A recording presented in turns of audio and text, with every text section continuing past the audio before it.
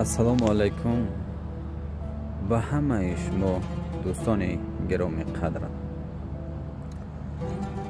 خیلی که میگویند عاقبت خواب بود، حسن جمال من و تو خوب و بد میگذرد، وای به حال من و تو. برادرای عزیز، این عمر ما تکرار نیست، ناآدمی در کار نیست.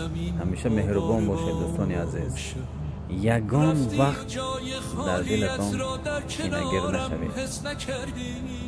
خداحافظ. ناگاه بیارند یکی مرکب چوبین، او را نه سر و پای و لجام است نه همزین. با حکم خداوند بگویند که بنشین، برخیز سوار شو که سواران همه رفتن. عاقبت منزل همه ما همه جا برادر عزیز، 2 متر جا، 1 کف خاک.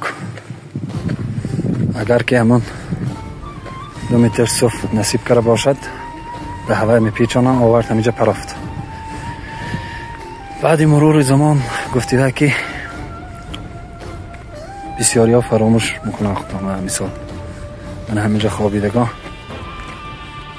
بسیارش الکی سراغشان کم میبیم. برای همین این دنیا کرایه گرد ندارد برادر. خداوند نگهبان همه